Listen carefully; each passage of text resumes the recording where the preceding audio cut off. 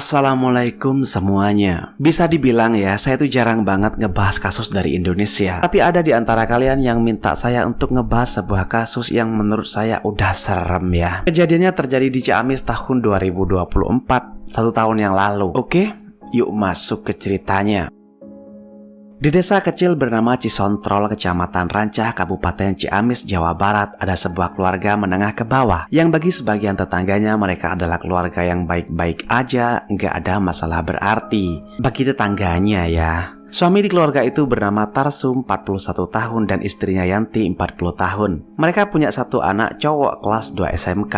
Tarsum dikenal baik di desanya. Ketika ada gotong royong, dia nggak pernah absen. Dia juga selalu sholat berjamaah di musola dekat rumahnya. Pekerjaan Tarsum sehari-hari adalah seorang jagal kambing, sedangkan Yanti jadi ibu rumah tangga. Yanti juga dikenal rajin datang ke pengajian rutin di desanya. Pokoknya, keluarga mereka ini standarnya warga desa lah. Tapi suatu hari, pendapatan menjagal kambing udah nggak bisa lagi menuhin kebutuhan ekonomi. Biaya anaknya yang udah SMK juga udah mulai terasa berat. Sehingga mau nggak mau keluarga itu harus berhutang ke seseorang dan juga kepada bank. Saat itu total pinjaman keluarga Tarsum udah berkisar sekitar 100 juta rupiah yang dia pinjam dari beberapa sumber. Rencananya, uang sebanyak itu akan Tarsum gunakan untuk bisnis jual beli kambing dan sisanya akan digunakan untuk menuhin kebutuhan hidup keluarganya. Tapi niat untuk mengembangkan bisnis jual beli kambingnya gagal. Saat itu usaha kambingnya macet, Tarsum sering mengalami kerugian dan juga beberapa kambingnya mati karena penyakit. Modal untuk bisnis kambingnya ini sampai habis. Yanti menganggap bahwa Tarsum gak becus dalam bisnisnya. Tarsum dianggap terlalu berambisi. Padahal kenyataannya bisnis jual beli kambing gak semudah yang Tarsum pikirkan, terutama masalah penyakit. Di lain pihak, Tarsum yang ngerasa udah kerja keras menganggap Yanti lah yang gak cakap dalam mengelola uang keluarga. Padahal beberapa kali Tarsum juga pernah dapat untung tapi kayak enggak kelihatan hasilnya. Dua perspektif yang berbeda itu dan gagalnya komunikasi yang baik antara Tarsum dan Yanti bikin mereka sering cekcok, saling tuduh gitulah. Situasi itu diperparah dengan datangnya si peminjam uang ke rumah Tarsum untuk nagih pinjaman. Beberapa hari kemudian pihak bank juga datang untuk ikut menagih yang memperkeruh suasana di keluarga Tarsum. Dengan semua tagihan-tagihan itu yang nggak satupun bisa Tarsum bayar dan kebutuhan untuk hidup sehari-hari yang udah nggak teratasi, ditambah perang dinginnya dengan si istri, bikin Tarsum ini jadi putus asa. Tarsum ngerasa udah nggak mampu lagi memikul semua beban itu. Tarsum lebih sering diem, murung, tapi yang jelas dengan diem aja nggak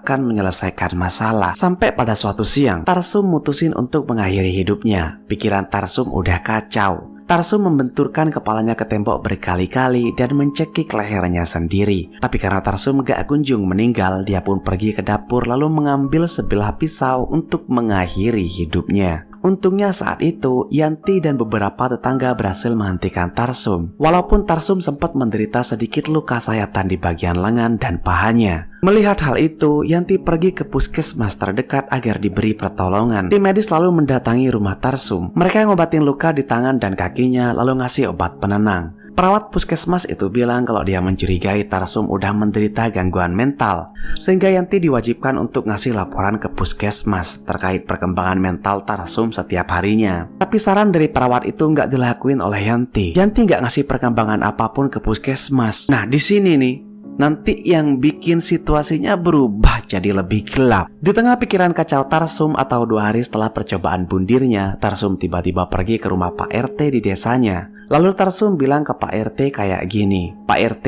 apakah saya boleh nitip anak saya? Karena saya mau berangkat kerja ke Kalimantan." Pak RT menjawab, "Tunggu dulu, kamu ini lagi emosi atau gimana? Karena kamu gak biasanya kayak gini. Apalagi kamu kan gak pernah pergi bekerja jauh." Tarsum menjawab, "Enggak Pak, saya hanya mau nitip anak saya aja karena saya mau kerja di Kalimantan."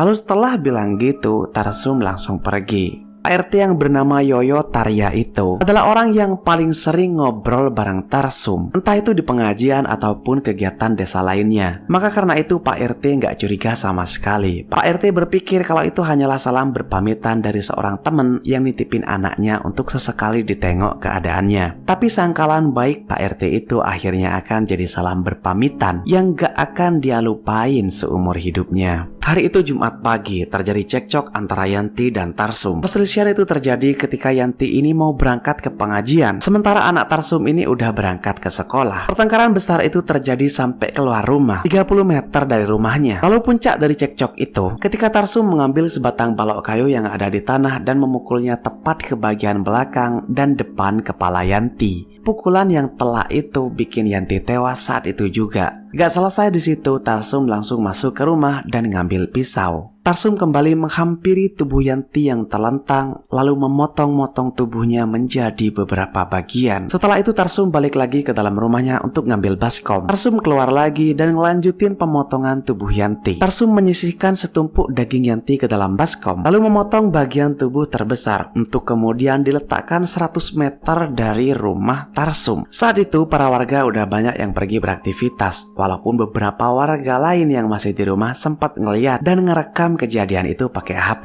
Di momen itu, para warga lebih memilih untuk bersembunyi di dalam rumah karena takut. Setelah meletakkan bagian tubuh, Tarsum kembali ke TKP awal dan membawa lagi potongan kaki dan tangan untuk diletakkan di depan rumah warga yang berjarak 200 meter dari rumahnya. Setelah itu, Tarsum balik lagi ke rumahnya mengambil baskom berisi daging Yanti. Tarsum lalu berjalan keliling desa dengan membawa daging istrinya sambil megang pisau. Di dalam perjalanan itu Tarsum bilang, "Yanti udah mati, beli daging Yanti, Yanti udah mati," gitu. Sampai pada akhirnya Tarsum bertemu dengan temannya yaitu Pak RT.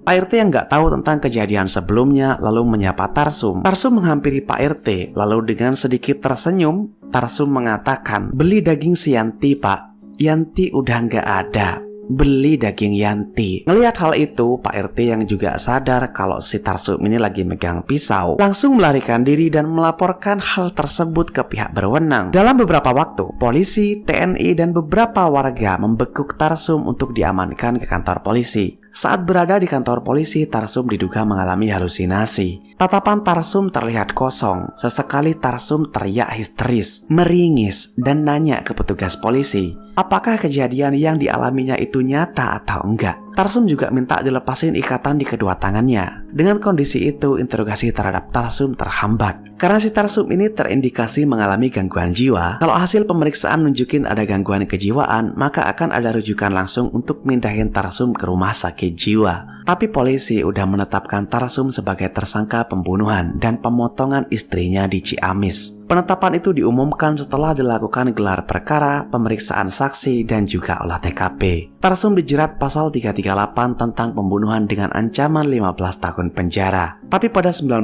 Juni 2024 hasil observasi keluar. Tarsum didiagnosis mengalami masalah kesehatan mental, sehingga kasus itu dihentikan dan pada akhirnya Tarsum dirawat di Rumah Sakit Jiwa Cisarua, Bandung Barat. Nah, saat kejadian, anak Tarsum yang masih kelas 2 SMK untuk sementara tinggal di rumah Pak RT. Maksud saya, terlepas dari semuanya, kalian ingat kan, salam berpamitan Tarsum ke Pak RT untuk menitipkan anaknya saat itu benar-benar jadi kenyataan ya. Baik, kalau ada kesalahan atau informasi tambahan yang gak saya sebutin di video, atau kalian pengen saya ngebahas kasus lain, komen di bawah. Tetaplah aman dan makasih udah nonton sampai akhir.